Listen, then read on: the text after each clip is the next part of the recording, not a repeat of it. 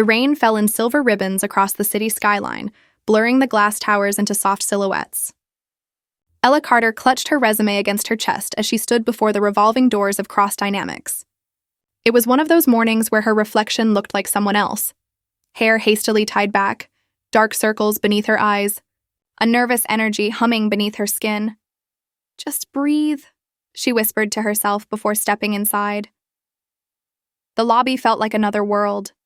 Marble floors, golden light, and the distant hum of success. Her sneakers squeaked faintly as she crossed to the reception desk. "Ella Carter for the 9:30 with Mr. Cross," she said, her voice softer than she intended.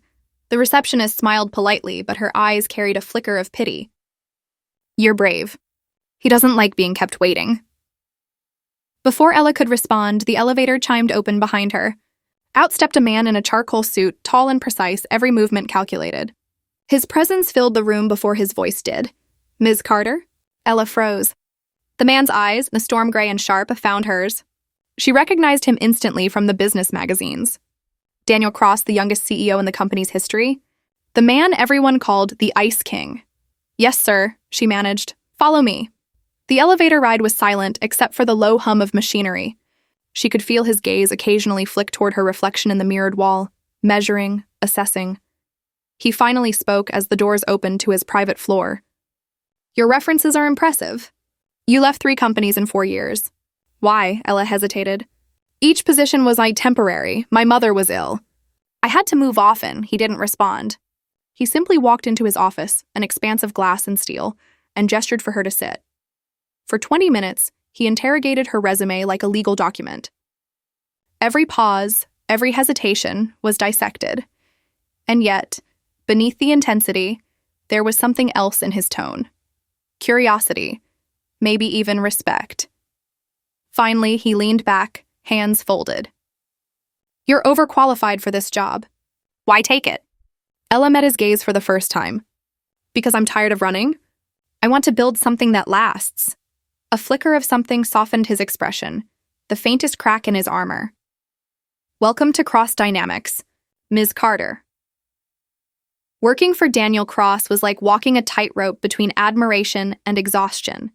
He demanded excellence, punctuality to the minute, precision in every report, loyalty above all. But he also noticed things no one else did. The way Ella stayed late, redrafting contracts until they were perfect. The way she defended her team quietly when he was too harsh in meetings. He noticed, but never commented. Their rhythm became a language of unspoken rules. Coffee by 8, board prep by 9, deadlines met before they were due. She learned his habits: 2 sugars in his espresso, silence before 10 a.m., no interruptions when he stared out the window with that faraway look in his eyes. It was only after 6 months that he finally broke the unspoken distance.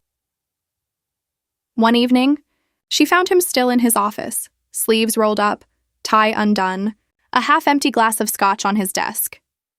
"You should go home," he said without looking up. "So should you," she replied. That earned her a small smile. "Touché." She hesitated, then asked quietly, "Why do you stay so late, sir?" He finally looked at her, really looked. "Because when you stop working, you start remembering." Something in his voice cracked. A tremor beneath the ice Ella didn't press.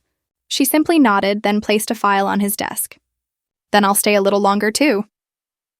It was the beginning of something neither of them wanted to name. It happened after a gala, a glass of champagne too many, laughter that felt too easy, and a song that pulled them both to the edge of something dangerous. When Daniel offered her his hand to dance, the world seemed to hold its breath.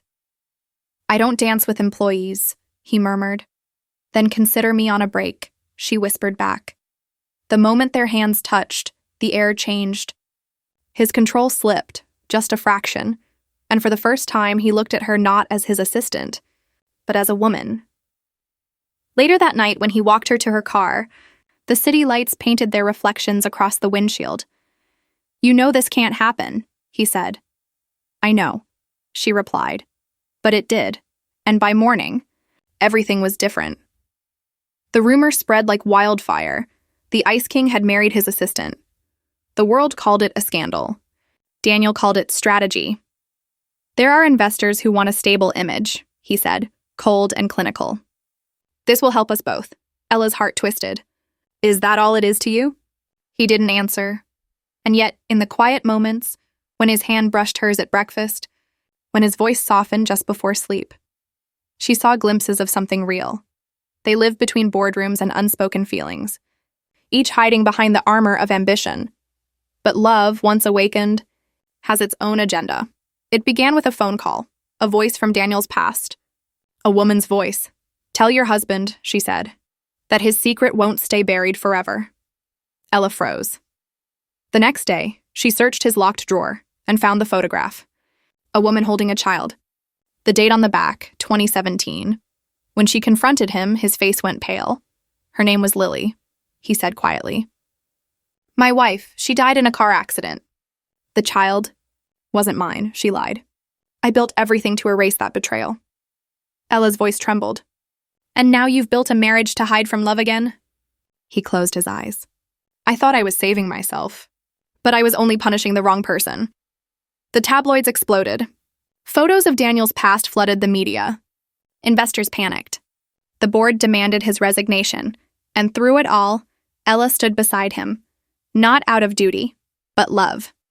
When he tried to send her away, she refused. "You married me to protect your image," she said, "but I stayed to protect your heart." He looked at her then, stripped of pride, fear, and control. "You're the only thing I never deserved." They stood in the office where it all began, the rain outside echoing their first day together. "Then start deserving me," she whispered. And this time, he did. It took months. Daniel resigned. Ella started her own consulting firm. Slowly, they learned to love without power, without lies. Their marriage became something real, born not of contracts, but of choice. One evening, years later, Daniel found her on the balcony watching the sunset. "Do you ever regret it?" he asked. She smiled softly. "Marrying my boss? Every day. But loving you? Not once." He laughed, then pulled her close. "You saved me from myself." "No," she said. "I just reminded you what real work looks like." The city glowed below them, and for the first time, their world felt perfectly, imperfectly human.